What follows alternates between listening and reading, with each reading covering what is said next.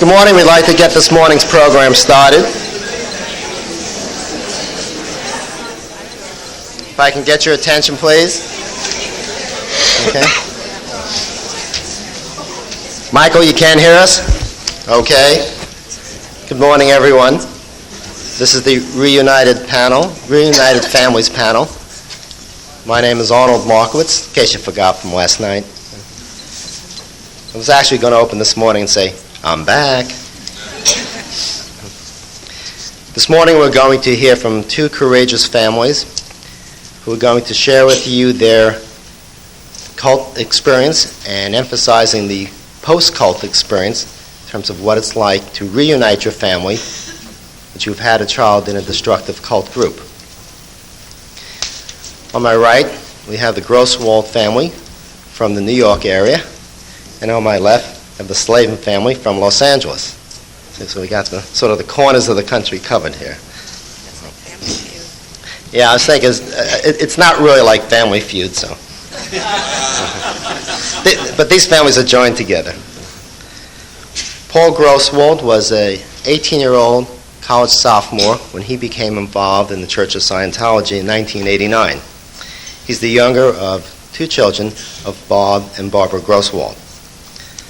The family's been very active in the New York area, doing cult education, and very active on the Cult Awareness Network, New York, New Jersey Board of Directors. And we're going to start off with the Grosswalds, and I think we're going to ask them to come up, sort of hover around the microphone, and they're going to tell you their story. Thank you. Don't sit down, Arnie. That's right. I'll just lean on you. Bob and I never heard of Dianetics when Paul enthusiastically told us about it in January of 1990. He invited us to visit the center on West 46th Street in New York City. Our discussion with a high-ranking member left us very uncomfortable and dismayed with this organization. We were so upset that when we got home, we started making notes to discuss this with Paul. We advised him to be careful because this may be a scam. He promised to investigate any information critical to the organization. He gave us the Dianetics book to help us better understand it, and it was just utter nonsense to us. After Paul joined staff of the Hempstead Center in February of 1990, we started to notice subtle personality changes in him, which were of concern to us. Although he had two part-time jobs, he was always broke and unable to meet his financial obligations. He was very difficult to contact. By the end of February, Bob and I started asking around if anyone knew anything about Dianetics. At this time, we were still unaware that Dianetics and the Church of Scientology were one and the same. At this point, Scientology offered me a wonderful job opportunity. They were going to send me out to California for a full-time job, which means I would have had to drop out of school and quit my job and take a full-time job working for Scientology at an unspecified salary. And I was thinking about doing this, and I wasn't ready to tell my parents about this yet, but I had to come home because L. Ron Hubbard was having a birthday party on March 17th, and they celebrate his birthday every year, even though he's dead.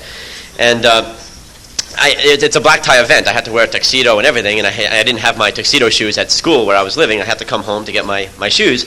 And so I met my father at the house, and he started asking me questions. Why do you need your tuxedo shoes? Why are you going to a birthday party for a dead man? Questions like that.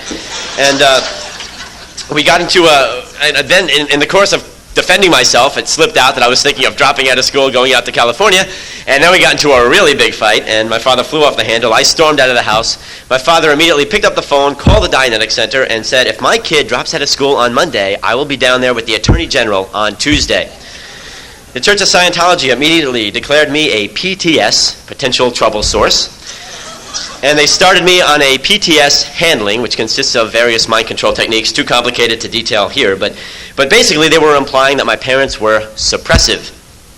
And that night I went to L. Ron Hubbard's birthday party, and I was really disappointed because I expected to have a great time and have a lot of fun, but I was so concerned about the things my father had said earlier that day, and it was gnawing at me. It was impossible for me to have a good time because my father had upset me so much. And I couldn't understand what was going on because my parents had always been very supportive. I couldn't understand why now they were getting so upset. Sunday, March 18th, we received a call from the head of the org to discuss the situation. A heated argument ensued, and I gave logical reasons why my son was not better off leaving school and taking a full-time, less than minimum wage job with no benefits at the org. Bob took over and exchanged words with this woman. Paul was eventually put on the phone and said he'd be home shortly. It was the first time Scientology was ever mentioned to us. When Paul returned home that night, we restated all the arguments that Barbara had made with the Scientologist earlier. Paul again agreed to look at any information that was critical about Scientology. He agreed to stay to the end of the semester, and we thought we bought some time. Before Paul left to go back to school, he left us a tape, "Can We Ever Be Friends?" We found "Can We Ever Be Friends" to be quite scary. Although the C word is never used, for the first time I suspected that this may be a cult. I may have identified the problem, but now what do we do about it? I became very confused at this point because Scientology told me that this tape would solve all my problems. Play it for my parents and they'll feel better and everything's fine. Instead, it made them angrier, so I was very confused. 11 days later, I received another job offer from Scientology to go out to California, but this time the offer came from the C organization, which is the highest level of Scientology. And after 5 hours of intense manipulation and mind control, they got me to sign a 1 billion year employment contract with the C organization. At this point, I stopped going to school. I did not sign out officially. I simply stopped going to classes at this point, and I started sleeping in the Sea Org building every night. And I came to the realization I had to tell my parents about this, and so Scientology rehearsed me all day what to say to my parents and how to say it, all day. And by the time the day was over, they finally let me go home to confront my parents. I arrived home at midnight, and they were sleeping. That very morning, my sister had given me the telephone number for the Cult Awareness Network. I was going to call the next day because, after all, I had plenty of time. Paul wasn't going anywhere until the end of the semester, right? Well, at 12 o'clock, he was home. A very good time to talk about lifelong decisions. Barbara and I were devastated. We couldn't believe it. I looked at my son, and he looked like my son. But inside, it sounded like he swallowed the tape. Can we ever be friends?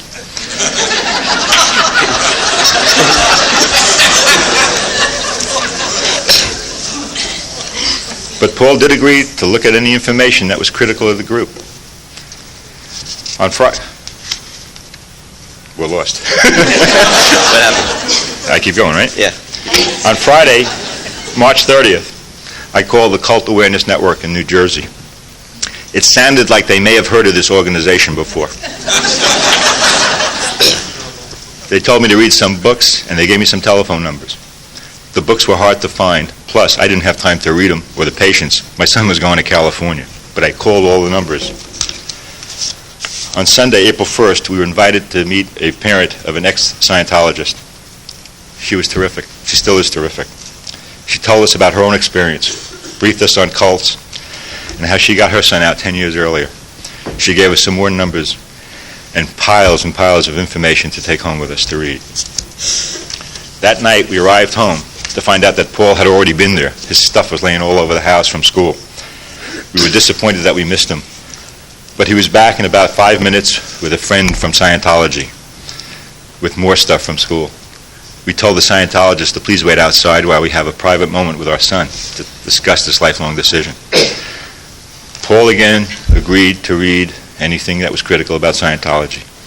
He also agreed to spend the day, Wednesday, with his mother and me to go over this decision and just to have a day as a family before he went out to California. And he agreed to spend the day with us on Wednesday to clear up all the loose ends before he went out to California. His mother insisted that he sign out of school properly. She was already thinking about his recovery, the time that he would leave Scientology, and that this would make it easier for him to re-enter school if that was his choice. He also agreed at 1 p.m. on Monday that he and I would meet, and I would drive him to the Sea Org in 48th Street and 10th Avenue in New York City. The probably the only place in America where you're probably safer inside Scientology than out.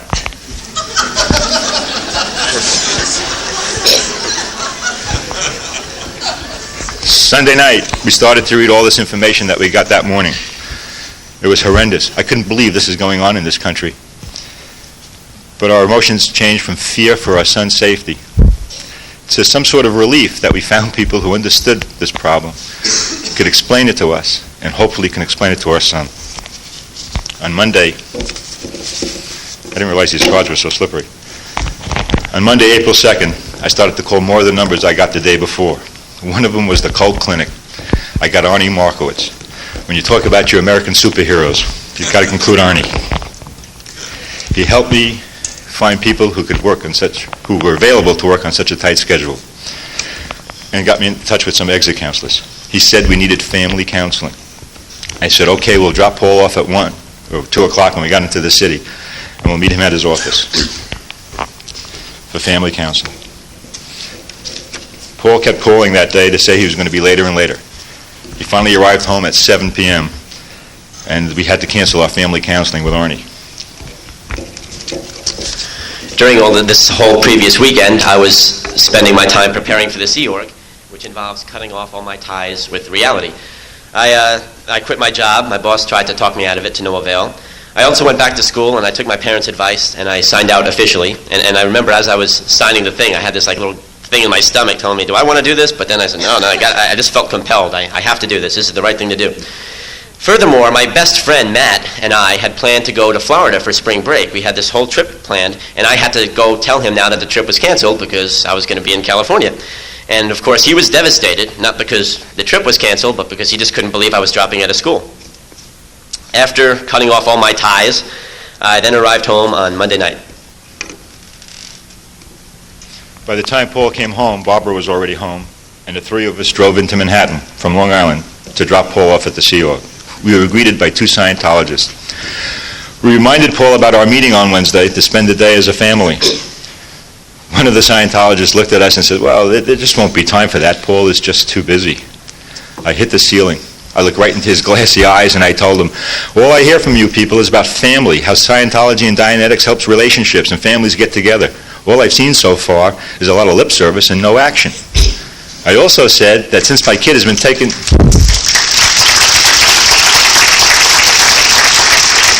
The applause was not included in the time I got.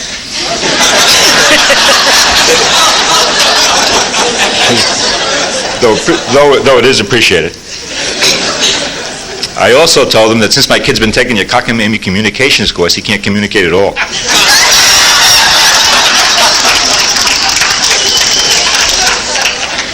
The Scientologist quickly backed down and said, Paul, it might be a good idea if you went home Wednesday with your parents.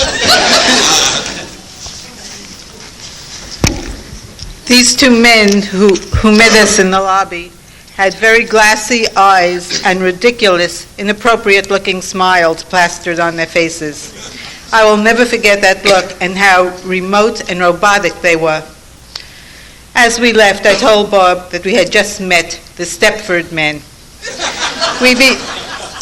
We became even more terrified for Paul's safety and well-being, and we were determined now, more than ever, to extricate Paul from this organization immediately. We must try to prevent him from becoming one of those robotic people. The next day, I spent the entire day doing more PTS handlings, which consisted, the most memorable of the PTS handling was the bull baiting exercise, in which I sit there staring at another Scientologist while the Scientologist can basically say or do anything he wants to try to get a reaction out of me. He'll say, you're such a loser, you'll be miserable your whole life, you're no good, son of a bitch, whatever he wants to say, and I'm supposed to just sit there like this and take it and not react. Now, at the time, I didn't really understand the significance of this. In retrospect, of course, it seems pretty obvious that they were anticipating I was going to be exposed to some exit counselors who might be yelling in my face, telling me that I'm involved in a cult, and they wanted to make sure that I'd be able to sit there and stare at them and not react and not give in to what they're saying.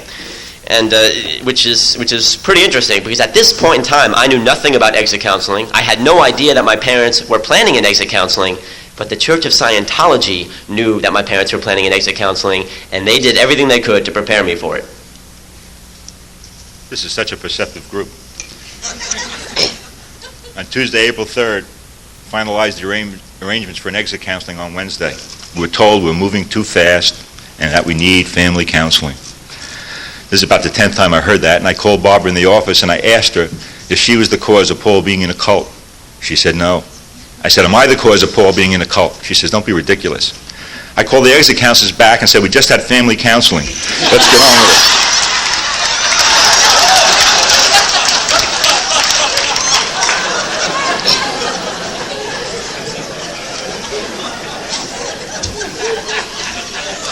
On Wednesday, April 4th, we met with the exit counselors. They suggested that Matt, Paul's lifelong friend and dearest friend, would be helpful during the exit counseling. And they would try to contact him. We hadn't heard from Paul all day. Kept recalling the org repeatedly and got the same stock answer I'm sure you all heard. Your son is not available. At 12 o'clock, Paul called. It was the most bizarre conversation I've ever had. My articulate, loudmouth son couldn't put two words together without a coach who I can hear on the other end of the phone advising him what to say. We argued, we pleaded, we cried, and they agreed that Paul would meet us at 6 o'clock for dinner. No place or time limit was specified. Before we left, it was suggested that since they were probably programming Paul against his parents, that my dear sister Esther go along, since they wouldn't think of programming against her, nor would they dare try.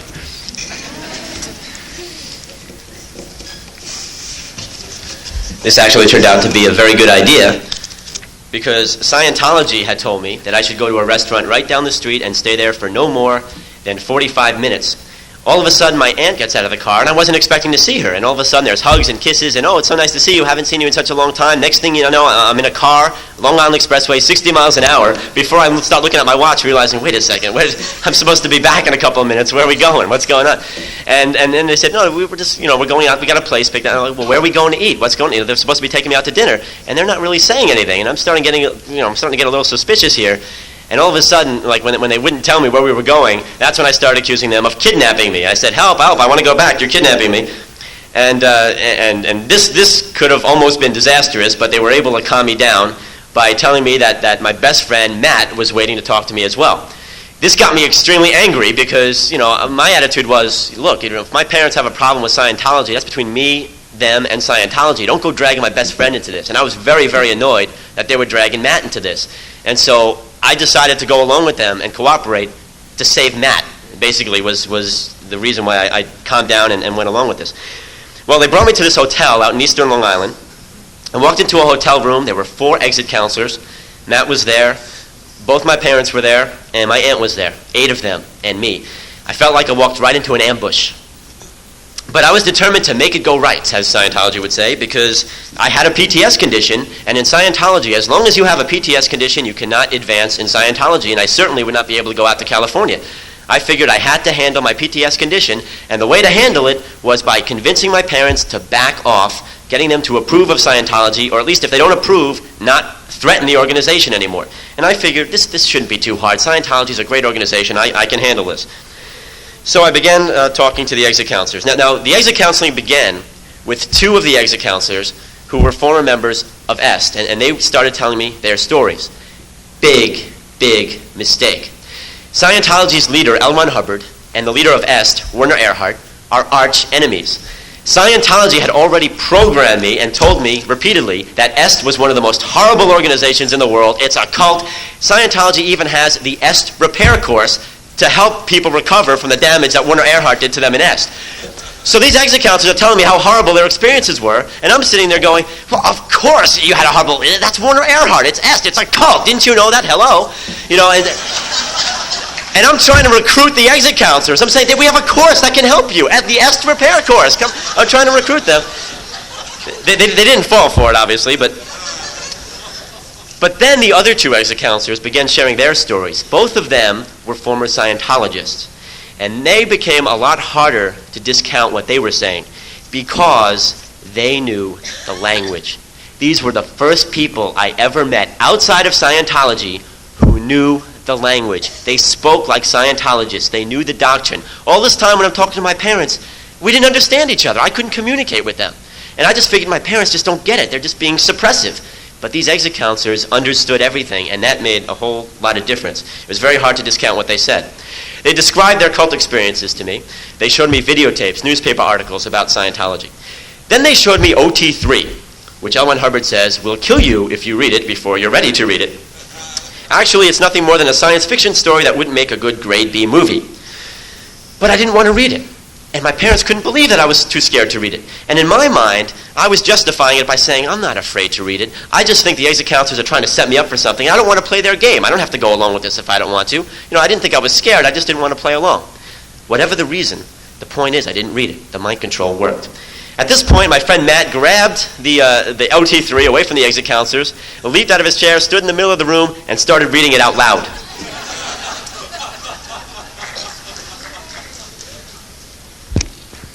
It was frightening and unnerving to see our son, who was a college student several days before, afraid to read or listen to OT3. What did they do to him? And how can this written page be harmful? We were confused. It was suggested the next morning by the exit counselors that Bob and I not attend that day's session, and we very nervously paced back and forth in the motel lobby. By early that afternoon, I came to the realization that I was not going to handle my PTS condition this way. I went down to a payphone in the hotel lobby and called the C organization, and they reminded me that I had been kidnapped. At this point, I decided to leave. My sister came down to the lobby to tell us that Paul was leaving. Barbara and I ran up the steps, not even waiting to use the elevator. As I entered the room, I realized this was maybe my last shot ever, and I didn't want to lose it. I figured there was nothing to lose by telling Paul just how we felt. No holes barred. I told him first that we loved him, and the love was unconditional. There was nothing he could ever do to change that, and that he was always welcome in our home, anytime, anywhere we were. No questions asked. But he had to understand our position in this. One, we were very disappointed he was making this decision without looking at all the evidence and seeing both sides of the story. But more important than that, he'd be recruiting other people into this organization, causing their families the same heartache that we were going through.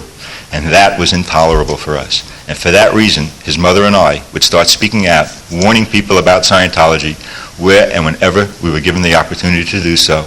So that for every one person he got into Scientology, we would keep 10 out. Paul, and I also told him, I would do whatever I could to destroy this organization. As I prepared to leave, I hugged my parents goodbye and kissed them, and we told each other that we love each other. It was the first time I'd ever seen my father cry. As I called a cab and got inside the cab, my friend Matt and one of the exit counselors got in the cab with me, and I went to the train station, and I was going to take a train back to Manhattan to go back to Scientology. And as I'm waiting for the train to arrive, the exit counselor and Matt kept trying to convince me to come back to the hotel just for another hour, just another hour. You can always leave later on. Just stay for another hour. What do you have to lose? And they were begging and pleading me just to come back just for a little bit. And I refused to do so. What did happen, though, before I left the hotel was one of the exit counselors photocopied a lot of his information for me and gave it to me. So I had this information in my hand, and then the exit counselor said, well, look, if you don't want to come back to the hotel, at least start reading the stuff I gave you. Start looking at it, and I didn't want to do that either. When the train came, as I got onto the train, I turned around, and I saw Matt standing there. And I tell you, I have never seen a human being with such a hopeless, terrified look on his face as I saw at that moment. He literally looked like he had just lost his best friend. And as I waved goodbye to him, he didn't even have the energy to wave back. His hand just kind of went up like this and as I got on the train. And that image of my best friend was kind of drilled into my head. And as I'm sitting on the train, it kept like a bad movie. It was like a big flashback. I just couldn't shake it. I was totally confused. My head was spinning. And of course, the train ride was about an hour and a half, and I started getting bored, so I just figured I'd start reading the information that I had.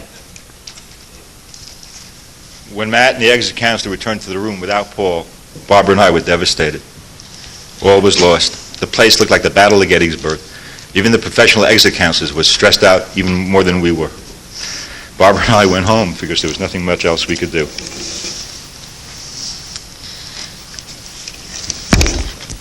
That evening, we were very depressed when we returned home.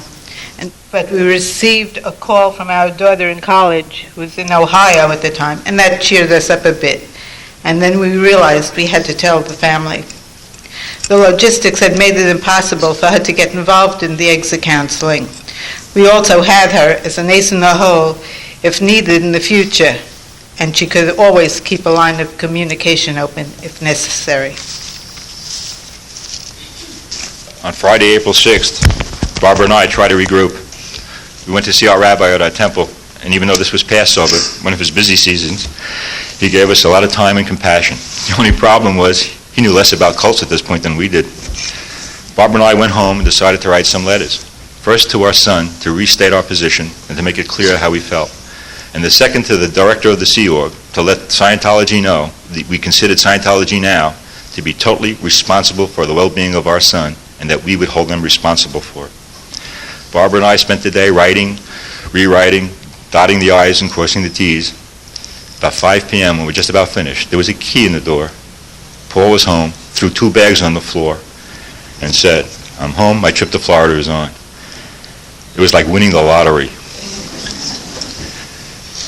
I was sure that Paul looked at the information and then told Scientology where to stick it. That's not exactly what happened. When I got back to Scientology, I was told to report to the Organization of Special Affairs, OSA, and I was interrogated for 8 hours. Every single detail of the past, 48 hours I had to recount. I had to give them the names of the exit counselors. I only knew the first names of the exit counselors, but that was okay because they knew the last names of the exit counselors. I told them everything they had told me. I went through it in complete detail. And then they started asking me what my parents were saying, what my parents were going to do. And I told them that my parents had threatened to spend the rest of their life destroying this organization. I also told them, of course, that I had seen OT3, and I started asking a lot of questions about it. You see, the exit counselors did not succeed in convincing me that Scientology was bad. I still believed in Scientology, but they did manage to put questions into my head that were not there before, and I started asking them. And of course, the leaders became very uncomfortable with this. Finally, they declared me a PTS Type A, which means that I must be disconnected from Scientology. I can no longer be a Scientologist. And of course, I was devastated because I dropped out of school for this, quit my job, I gave up everything for, and now I can't be a Scientologist. What do I do now? I was devastated. And the last thing they said to me as this interrogation session ended was, whatever you do, don't ever, ever, ever talk about Scientology ever again. The interrogation session ended at 5 o'clock in the morning, and they were nice to me. They actually let me sleep over. And when I woke up the next day, I packed my bags and came home. And when I got home, I called up Matt, told him our trip to Florida was back on, and we left the next day, as originally planned. Couldn't have had better timing, huh? Well, Matt was actually we didn't talk about Scientology during our vacation, and Matt was really uncomfortable. He got sick on a roller coaster, which is not something which is, usual for him. We went to Disney World. And I couldn't understand why Matt was not feeling so well. I personally thought I was fine. I was angry at my parents for getting me kicked out of Scientology, and I was upset that I was kicked out of Scientology, but other than that, I was still a normal, thinking, rational person. I couldn't understand why Matt was being so torn up inside. On Sunday, April 7th, Barbara and I decided to see Bill Goldberg anyway, still in a state of euphoria from our great success, we thought. Bill had listened to our story intently, and when it was over, he asked us, do we think we knew what happened? And I said, sure. Paul looked at the stuff, told Scientology where to stick it. Bill looked at me and smiled and said, well, maybe you ought to consider the fact that maybe Paul's a kick-out, and that might cause you some problems a little later on. Well, I told Bill, no, my son is too smart for that. He read the stuff and he knows what he's doing.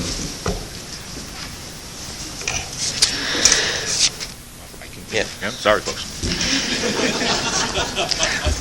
When Paul returned home, we realized that though he was removed from Scientology physically, he was still a Scientologist.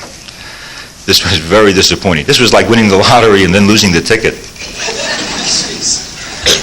Barbara and I left information critical to Scientology in cults all around the house, hoping he would be curious and read it. We also openly talked about cult awareness in front of him, to his great anger, but our enjoyment. While Paul was in Florida, we told our daughter what had happened, and she insisted that we arrange for her to come home for a weekend to visit after Paul's return. In the interim, she did her own research and arrived home armed with information to share with us, and she was very supportive of her brother. Well, in the same way that I didn't understand why Matt was so upset, I didn't understand why my sister was so concerned. As far as I was concerned, my parents were deceived by suppressive people into thinking Scientology was bad, and that's the problem. Why is everybody else so upset? About a week later, after getting back from Florida, having no school, no job to go to, I figured I might as well apply for a job. I answered an ad in Newsday, the Long Island newspaper. I took a job for a company called Cobra, which also goes by the name of Impulse or Wholesale Warehousing Industries, WWI. And they sent me out store to store with merchandise, calculators, flashlights, selling all this stuff because I was going to get rich, be a millionaire. And of course, every morning there's, chanting and sales meetings. You can get the idea. This time it didn't take us long to figure out what was going on. I called Paul's cult leader and told him, "Hey, we just dealt with the Church of Scientology. Don't you mess with me." Within an hour, Paul was home, and this time we had an argument. This was World War III. I told Paul that we really need family counseling. I respect his beliefs, but we have to learn how to live in the same house with different beliefs. He agreed to see Bill Goldberg, by the way, who is another American superhero. And Paul agreed to give Bill 1 hour. After 2 hours, Paul decided he didn't want to hear anymore. As Paul left the room, I looked at Bill and thanked him for his help. And though he may not have helped Paul, he was a great help to Barbara and I. Bill just looked at me and said, "Paul's not going back." I said, "How do you know?" He just shrugged his shoulders and says, "I just don't, but he's not going back." We all got into the car and took a long ride home, which to me seemed very uneventful. Well, actually, it was quite eventful for me, inside. What Bill did was actually very effective because at this point I was still calling my parents suppressive. I was accusing them of being controlling parents. So Bill got my parents to go through my entire life. When you joined the Boy Scouts, did we tell you that you couldn't do it? No. When you wanted to join the drama club in high school, did we tell you you couldn't do it? No. When you wanted to go to Hofstra University, did we tell you? No. When you chose your major, who chose your major? Well, I did. So the only times my parents have ever interfered in my life were basically 2 times. When I was involved in Scientology, and then a month later when they got me fired from Cobra. 2 incidences does not exactly make parents controlling parents. And as Bill so eloquently put it, he said, "Paul, these are 2 organizations you really don't want to be involved with." And so that really, kind of put me in my place. And then Bill was very fair about it, though. He was more of a mediator than a therapist or a counselor. He actually told my parents to back off. He suggested my parents might be, promoting the problem by pushing this cult awareness stuff on. He said, "Back off, give him room." And my parents took his advice, and that was very effective, too. By the end of my session with Bill Goldberg, I came to the realization that I could not be a Scientologist ever again. Even if I wanted to, because at that point it just occurred to me that I just knew too much, and I'd never be able to buy into that again. And I snapped, and I entered this incredible grieving period, identity crisis, what the heck, who am I, what do I do now? I mean, I was totally lost. And it took several weeks to get over this. I started reading everything I can get my hands on. And after several weeks, I finally began talking about it, to my parents. I told them I had no intention of going back. And then I decided to return to school. And even after I returned to school, it still took me probably a full year before my natural personality came back. And there were other obstacles as well. Scientology, I spent so much money, maxed out my credit cards. I had a bad credit rating, and I lost my credit card. And it took me about 3 years to get another credit card after that. And my credit rating is still, not perfect as a result of that, because it takes like 7 years for that stuff to go away. And I also had a problem, when it came to my friends. When I went back to school, because I dropped out of school in mid-semester and didn't really tell anybody where I was going. I just said I got a great job and didn't say what it was, and I left.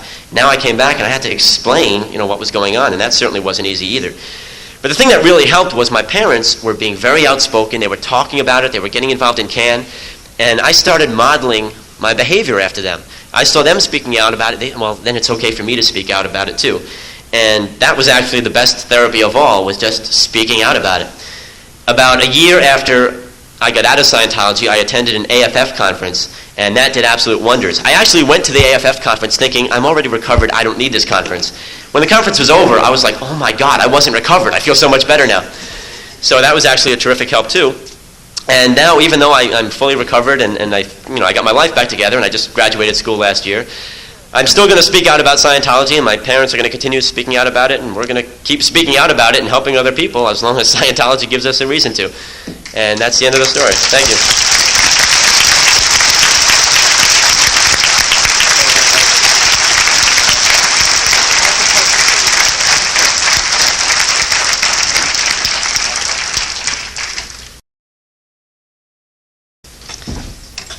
Well, that certainly is a challenge.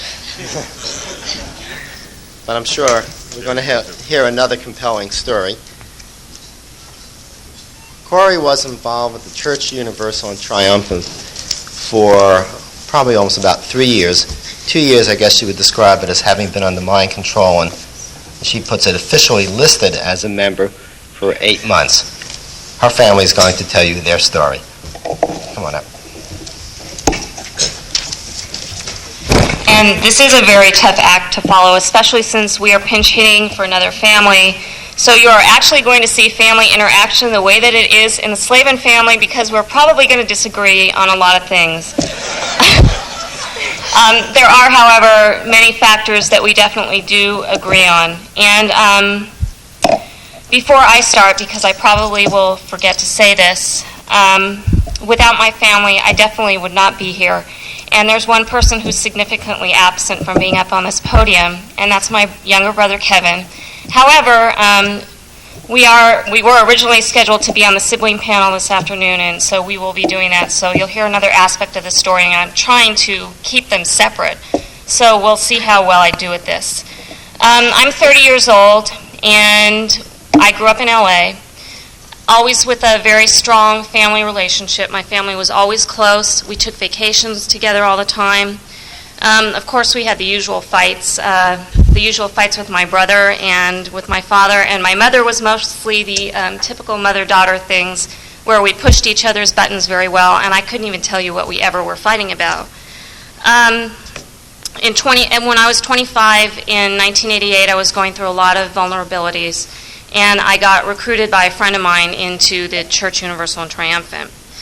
And I think really for me, that's where this story begins, because that's where, when my personality changed, when my relationship with my family changed. And the other thing is, what was really important in my recovery and in my getting out of the cult was my first year out of the cult. And I think that's what we want to focus on too, because that's where we really did a lot of reintegration and reuniting of the family.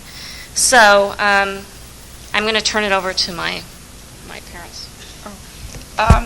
I think the thing I would like to say first is that when Corey first was in a cult, when she first joined the cult, we were out of the country, and I called home from London to say, hello, how are you? We're going to be home in a week. And after I hung up, I said to her, something's wrong with Corey. She's not the Corey I knew. And when we came home, he didn't believe it, but I thought she was either on drugs or in a cult. And I confronted her, and this was the wrong approach. And until we found the cult clinic in Los Angeles and talked to I don't know how many people all over the country on the phone, we blew it in our conversations. I always was accusing, and she was fighting back. But they taught us how to talk and how to try to get a relationship going. Do you want to say something? I do. Okay. Do you want to say something? No, I do. Well, except... See, I told you. No. Go ahead, Danny. No, I have nothing to say. We've covered all that. What I want to say about this whole thing is that what was going on the other end, what the cult was doing to me, was they were telling me that my family didn't love me, that they didn't understand me, that they weren't my true family. CUT believes very strongly in reincarnations, and it was told to me that this was my test in this embodiment was to be able to separate myself from my family. They told me that I wasn't loved unconditionally, that my brother had been favored, and all of these things. And I remember distinctly when my parents called me. By this point, when my parents were away and they called from London, I was really not answering the phone very much because I was trying not to speak to them. And I do remember the conversation that we had that wasn't much of one. But I remember being very belligerent and rude and not happy to speak to them. And frankly, I didn't really care if they ever came home or not at that point. We'll let you. Since we got back on this conversation of the phone call from London, when Judy said something was wrong, I said, no, there's nothing wrong. She's maybe maturing a little and growing up and things like that. And one thing I want to mention here is I found out afterwards, for some reason, the mother seems to be more aware of what's going on than the father. I can't explain that. That's true in other families. Yay! Should we talk about counseling? So talk about the things I did to Molly. Oh, when Corey was in the cult, we had this wonderful dog named Molly, and when Corey was in the cult, she said that dog was the most ill-behaved, ill-mannered, horrible beast that I had not trained properly, and she wanted nothing to do with it anymore. Well, after we went through exit counseling, while we were out of the city, that was the first thing she wanted was to see Molly. So we knew then that things were better. But I think it's better to just tell about Corey's coming home. You want to talk about that? Yeah. Okay, I went through an exit counseling, and the significant thing about that, my whole family was there for that, and it was very important in terms of getting me out of the cult. I think my exit counseling, I have a lot of similarities with the Grosswald story. I think there are some differences. My exit counseling, really the important thing to me was, the first thing that I was told about it was that Cut was anti-Semitic, which is obviously something that if I had known that up front, I would have never gotten involved in the cult. And so for me, having access to information that I had not obviously had when I was getting recruited and during my indoctrination was a critical part of it. And I remember when I started, I asked for Molly after I asked for my mother, because I went through this whole big period where I started crying during the exit counseling. And, I needed my family support a lot, and I remember just hugging my mother for a long period of time, and it occurred to me, I think, at that particular moment that what had happened was, first of all, I felt like I had lost 2 years of my life. When people asked me how old I was, instead of saying 28, I said 26. And inside, I really felt like a child. I felt like I didn't know what I believed in anymore. I didn't know who I was anymore. I didn't know what I liked anymore. There was a lot of insecurity. I really felt like I was beginning to grow up all over again. I felt like I had abandoned everything that I had ever believed in, wanted, goals, all of that. And when I came back to LA, I hadn't really nowhere else to go, and it's what I wanted to do anyway, was I moved back home and lived with my parents for the first year, and this was a very significant period of time. I was going through therapy at the time in the cult clinic at Jewish Family Service. I got involved in a support group for former members there, and I needed a lot of support and nurturing and love. My father had to get all my old stuffed animals out of the garage because I couldn't sleep at night without them. And there were many times that I had nightmares in the middle of the night, and I couldn't sleep alone in my bed, and I would have to get up and go into my parents' room and stay with them because I just needed that nurturing and that support. And is there anything else that you want to add on that? Go ahead. One of the things we allowed Corey to do was to be on her own, in the sense that even though she was living at home, she didn't have to answer us. But I can tell you very truthfully, one of the things I was very concerned about is when she'd go out at night, whether she was ever going to come back, because somebody might pick her up along the way and drag her back into the cult. And go ahead. I wanted to add that Corey was raised and knew about cults before she ever joined a cult. That was part of her training at religious school. And years ago she had told us, if I ever want to join a cult, don't let me. And so people always say, well, if you're educated, you won't ever get in a cult. And there she was. And people would say, well, why your daughter? It's not a flaw. It's just the right time, and that's what happened. And the concerns that my father had about me being picked up and taken back into the cult were shared by me. For a long time, I had my parents screening my phone calls. I wouldn't answer the phone. Even if I were home alone in the house, I wouldn't pick up the phone at all. I didn't know who was going to be on the other end. I was afraid that if the person who had recruited me called, that I wouldn't have the strength to be able to talk to her or deal with her. I felt that I was too weak and that I would end up going back into the cult. I also had a really hard time making decisions. From the very basic things like going out shopping and getting new clothes to decisions as to what to do with my life. I felt like I had no direction. And the other thing was I asked my parents a lot of questions about my beliefs prior to getting involved in the cult, the things that I liked to do prior to getting involved in the cult. I did a ton of reading about things because I really felt like I was totally re-educating myself on my political beliefs, my beliefs towards society. I really, in a lot of ways, was a lot like a child. Also, the time that she was home, she lost her creative skills. She had been a fine writer and was not able to put things together. We would play Scrabble. We did all kinds of games and things during that first year. We were nurturing our relationship and nurturing each other.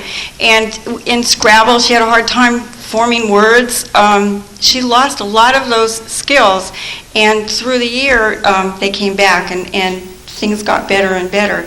And I think we came to a conference. Where was it? It was in Chicago 3 months after. 3 months after Corey got out of the cult, we went to the conference, and that was just a mind-boggling thing for all of us. Can you tell about that? That was my very first conference, and I spoke on the recently exited panel, and actually, coincidentally, my parents spoke on with my brother on the Reuniting Families panel at that particular conference. It was very apparent that things on the surface that I tended to gloss over about my recovery and about the fact that I had been in a cult, they didn't last at that conference. I lost it. I knew that when I came back home, what I wanted to do was I wanted to go into family counseling. And so I asked my parents if when we came back from Chicago, if that was something that they would do. If not for the whole family, if they would at the very least do it for me. Well, I said, you can go, but I don't have any problems. If you fix yourself, we'll all be just fine. Well, little did I know, please, won't you come? So we all went, Kevin and Herb and Corey and I, and we found that we had a lot of things to fix, and we're still fixing them. But we have all the love back, and we're nurturing each other, and I guess it's just an ongoing thing. I will also add, I didn't think family counseling would help us in any way because I thought Corey's the one that had to get herself straightened out. But family counseling was very important to us in our recovery, and it's, I think, made us better. If I can go retrospect to something that wasn't covered at the beginning, I was never a believer in support groups. I thought you handled your own problems and you can solve them. But I can say when Corey was in the group, joining the support group, and it was provided by the LA Jewish Federation Council, was a tremendous help to us in keeping our senses together as a family and being able to go forward and know what to do to deal with this particular problem. I want to mention some other things that were important in my recovery that I'm not quite sure how my parents are going to see this. Shortly after I came out of the cult, if we're going to talk about superheroes that were important in the recovery, I have quite a few. One of them was Kathy Gordon, who was at the cult clinic in LA at the time. The other one who was Rachel Andrus at the Commission on Cults and Missionaries. And I talked to her shortly after I came out of the cult, and she gave me great opportunities to not only speak about my experience, but also to talk to the media about the experience, which was extremely helpful. And I felt that my parents were concerned about me doing that they were afraid that was going to make was going to make me, I guess, not be able to recover as quickly. When in actuality, I think it helped me to recover even more. And then I started volunteering a lot with CAN, and eventually, I guess, I I had been working at a PR job for a year and a half, and Rachel and I had talked about me taking a position at the Jewish Federation doing work on cults, and I remember having a lot of discussions with my parents about it before I made the decision, and going back and forth as to whether this would really be a good thing for me to do as a result of being in a cult, or whether it was something that was really going to set me back and make things more difficult for me. I think personally in the end that it made things a lot easier because I was able to help other people, which helped me help myself. And I think also I was then able to get my parents to help other people, which I think helped them, see things differently and help me recover. We have nothing more to say.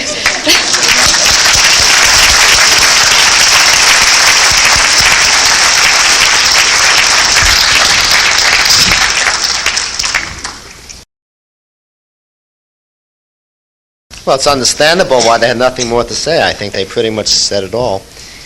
I think, just to remind you that our practice is that questions should be written out. Once you write out your questions and pass them to the aisles, and we'll have them picked up. Either way, and if we can get someone from the back just to come forward, pick up the questions.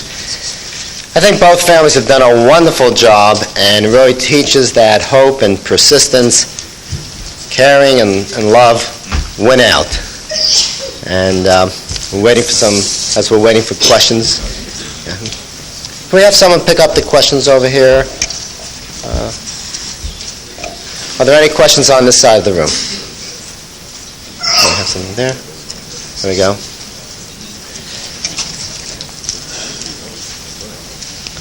There we go. Okay, we have... Thank you, Olivia. Okay. Corey, okay. Let's see. We have a question for Corey. Were you a walkaway? Oh, actually, we have a microphone.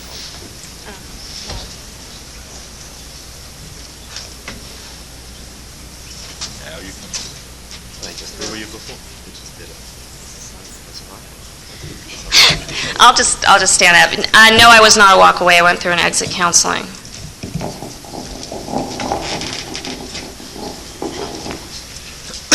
Okay. To the Grosswalds, are you getting harassed by Scientology? And if so, how are you dealing with it? What do you got? Not yet. We have a policy that every harassment results in 10 free talks by the Grosswalds on Scientology.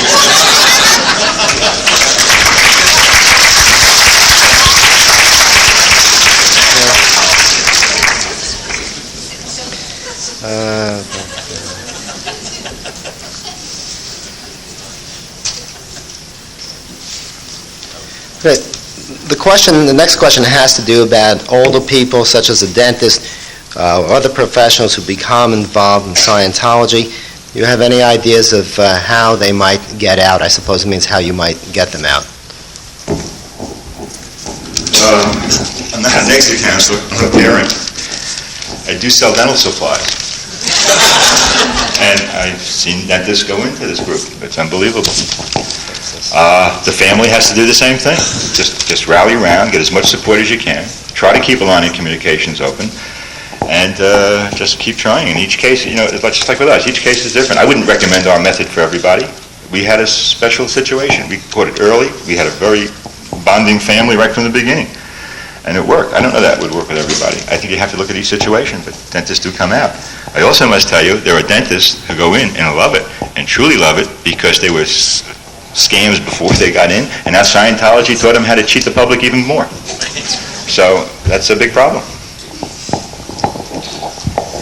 Actually, Corey's going to answer this next question because it's sort of complicated, but why don't you just read the question and then you can go through it. Okay. It says, why did you, like my family, have to change your phone number and get an unlisted number? My cult tried desperately to contact me via phone calls, letters, visits, etc., etc. And I had a lawyer send a registered letter to 3 members of the cult to stop contact with me due to pending litigation. I changed my phone number and got an unlisted phone number, not really having anything to do with Church Universal and Triumphant, but actually having to do with Church of Scientology, getting harassing calls from them. Frankly, now having an unlisted phone number, I wish that I had had an unlisted phone number all my life because it makes things a lot easier. I don't get a lot of sales calls. And I don't know really how... in terms of the cult trying to contact a person, I really basically ignore all of that kind of stuff. If people try to contact me in the cult, I don't really want to have anything to do with them, and I don't have anything to say to them, and I basically tell them that. And fortunately, they then leave me alone.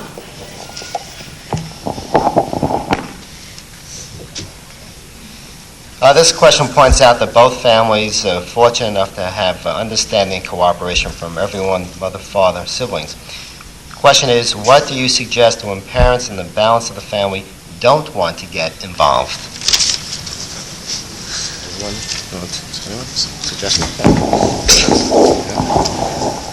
Well, I don't know why I took the microphone because I don't really know the answer to that. But I'm just going to say we've had a similar problem like that. On Long Island, this family called us. It's not Scientology related, but it's a different cult.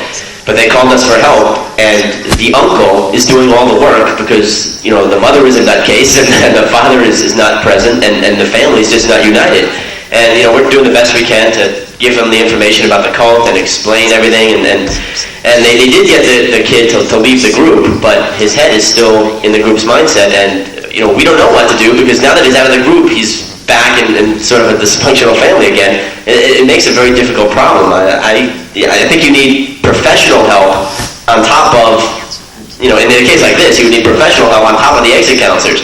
I mean, we can help provide information about cults, but when you've got family dynamics that aren't healthy, then you need a psychiatrist or a social worker or somebody who's more qualified to deal with that. I don't know if anybody else has. I have nothing really to add except how difficult it was for us with a family we didn't have to explain it to anybody. I mean, we just looked at it, and the attitude of our family was, well, maybe it's not so, but we got to get them out, and then we'll find out what's so and isn't so. I don't know how anybody does this without cooperation. I really don't. I think it was so hard for us. I applaud people who try, and I'm sure there's ways because it happens. So you just got to keep trying, keep trying. Just take a list of your resources, what you have, uncles, relatives, friends, and then use them. Sometimes you might even have to get parents who are separated or divorced working for the benefit of the child, if they both have an interest in the child and work together, at least to get the child out. Do you want to say anything? Any suggestions? This is directed to the former cult members. Has anyone experienced conflict within the family regarding a desire to seek revenge, sue the cult, or contact police? In other words, has there been some conflict about any of that taking action? I certainly haven't had any conflict within my family. At the one point when I did think that I wanted to sue the cult, my family was very supportive in telling me that I should do whatever it is that I want to do. However, I think that was basically a brief phase of my recovery, and then I realized that the best way to really help people and to get back at the cult is to do exactly what I'm doing. And obviously my family supports me in those efforts also.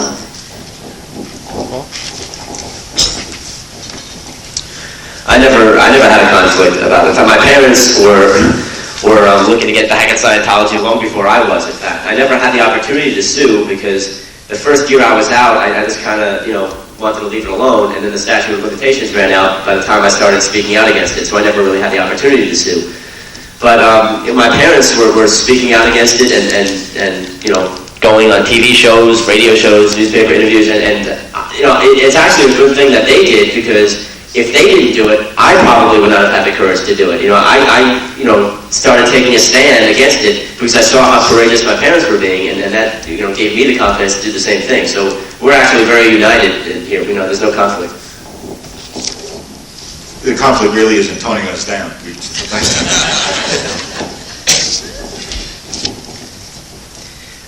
This question points out that both families seem to be of the Jewish faith. Were you firm in your beliefs prior to entering the cult, and also have you returned to your faith? Yes, I was very firm in my beliefs prior to being in CUT, and their beliefs are obviously very antithetical to Judaism, and I was extremely distorted and confused when I came out, and I immediately started studying with a rabbi, and 4 years later it's still something that I continue to do now because I enjoy it. Not so much because I feel that it's something that I need to do. I also tried, I felt like I needed to incorporate Judaism into my daily life and tried various methods of doing that. But as I became stronger as an individual, the ways that I do that have changed also.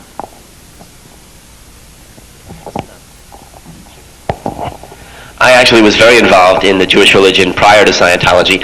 I was a Reform Jew, so I mean, if you don't know about Judaism, there's different sects of it, and Reform would be the most liberal. So it's not like I was raised with strict religious beliefs, but I did have a religious upbringing. I went to Hebrew school when I was younger. I was bar mitzvahed. After I was bar mitzvahed, when most kids stopped going to Hebrew school, I actually continued going to Hebrew school even after my bar mitzvah, all the way up to confirmation. And then after confirmation, I started working as a teacher's assistant in my Hebrew school. I was involved in my temple youth groups during that whole time period. And I also won some religious awards. When I was in the Cub Scouts, I won the Aleph Award, which is the Jewish religious award for Cub Scouts. And then later on, when I was in the Boy Scouts, I won the Ner Tamid Award, which is the Jewish religious award for the Boy Scouts. So I did have a religious education. And when I got into Scientology, that kind of, I think probably maybe a little before Scientology, I wasn't going to temple as much, because I left home and I was in college, so I was away from my temple, and I was away from the friends that I had made in temple, so I just really didn't make it a priority. And when I got out of Scientology, I became somewhat cynical, and even now, I mean, if you ask me, I would probably say I'm Jewish, but in reality, I have more agnostic beliefs, and I'm very scientific oriented. I mean, I basically need proof if you're going to try to convince me of something. That's what my beliefs are rooted in. Yeah, the next question really is, I'm not sure any of the panel members can answer, but we can seek their opinions. It points out, or the question is, why does Scientology have so many actors involved, and why is CNN doing a PR job for Scientology? So, please. Has anybody ever noticed the Dianetics commercials on CNN? They're making a lot of money. And as far as the celebrities, that's for legitimacy. I mean, when I was in the organization, there were times when I had doubts, when I would be thinking, is this really a good thing? And then I'd realize, well, Kirstie Alley's doing this. And Kirstie Alley was on Cheers. Cheers was still on the air at that point, and Kirstie Alley was famous, and she was successful. And I figured, well, if Kirstie Alley's doing it, and John Travolta's doing it, and Priscilla Presley's doing it, it can't be that bad. The media would have exposed it by now, right? It's a way of gaining legitimacy, makes it easier to recruit people and make it seem like it's not such a bad deal. And I don't know what CNN's motives are, except that there's probably some money behind it. And the media, historically has been somewhat irresponsible, not just on the cult issue, but with all issues. The media is generally, irresponsible when it comes to a lot of things. I just want to point out, if anybody saw that, just think about how they did that story, and think about how they're doing all the other stories, how much information you're not getting about other things.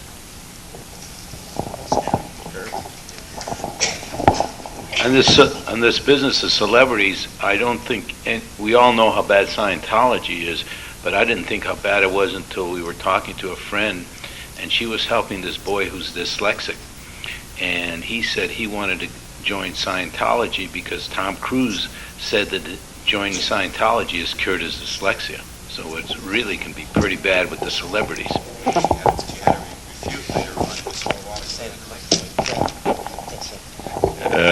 I guess there's an association for that, and they forced Tom Cruise to refute that statement. But unfortunately, it appeared, and he made it on the Barbara Waller show with the whole nation saw it, and the retraction was on the back of a magazine like that big. So. The next note really is actually a very compelling story about a parent just describes their son's trek to seek truth or meaning through India. And the question that I guess comes from it, they talked about, the person who wrote this, that they wrote constantly. So I'll pose a question to the panel here. Did you keep, were there a lot of letters or contacts coming from your family? And be interested to know what it was like from the parents' side when you sent it, and what was it like from the cult member side when you received the letters.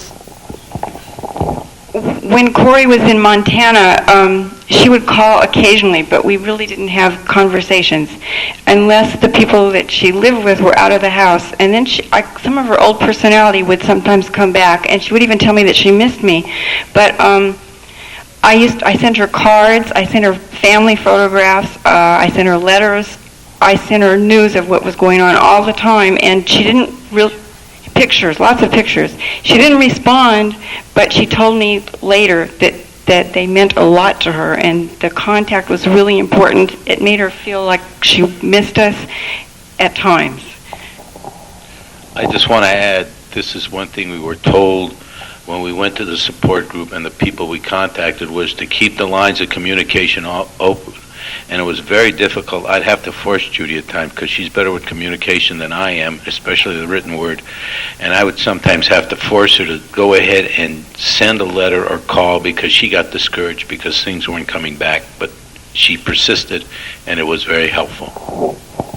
Obviously, I told my family how much those things meant to me after I left the cult, because when I was in the cult and up in Montana, other people were opening the mail. I never actually really saw the cards or what the cards said. However, they would read to me the notes that my parents wrote and the letters that my parents wrote, of course making very snide remarks as they were reading them, like, you don't actually believe what they're saying, and things like that. So, but it did mean a lot to me, and it did register at some level.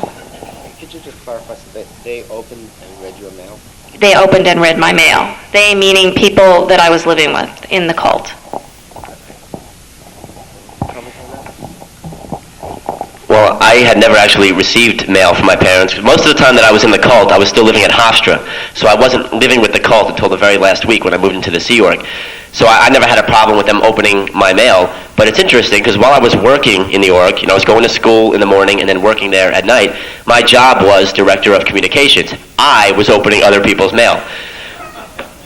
Most of the communication with me and my parents generally was over the telephone, and as my father explained, that was somewhat difficult. I got a lot of messages on my answering machine in my dorm room, and I wouldn't have time to call back, and the messages got angrier and angrier, like, where are you? Why haven't you called us back? So they kept leaving me these messages, and I just wasn't calling them back. And then finally, when it got to the point when I was in the Sea Org and they tried calling me, they couldn't even get through. They had to, it was a hassle just to get through. And when they got through, I had a coach sitting next to me telling me what to say. And in my mind, I thought this was a good thing that this coach was here, because I was so afraid I'd say the wrong thing and my parents would go suppressive on me, and I'd have this PTS problem, would never get resolved, and I'd never go to California. I thought this guy was really going to help me out by coaching me, and so I actually thought the guy was helping me. And I think about it now, and I realize how crazy it really is for a kid to need a coach just to talk to his own parents.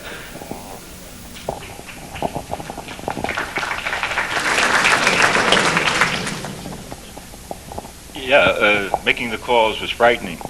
It was just like, we knew when we called him at Hofstra that we could always get him, because all we had to do is leave the message, we're really worried, we're coming over to see you.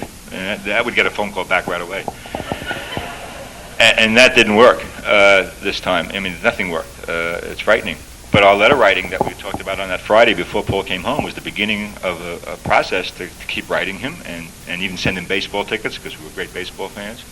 That even if he wasn't going to use them, even if a Scientologist was going to sit in the seat next to me, at least I'll be able to ask him, hey, have you seen my son?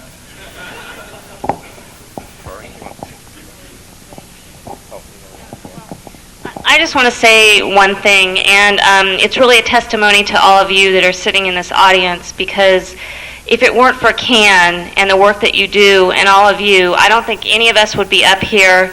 And I think in the 4 years that I have worked with this organization, I have met more wonderful people, and the stories that you tell me are, what makes doing all of this worthwhile. And I just want to thank you all for being here, because if it weren't for you, I don't think that any people that are in cults would they wouldn't get out, and there wouldn't be the success at educating people that there is.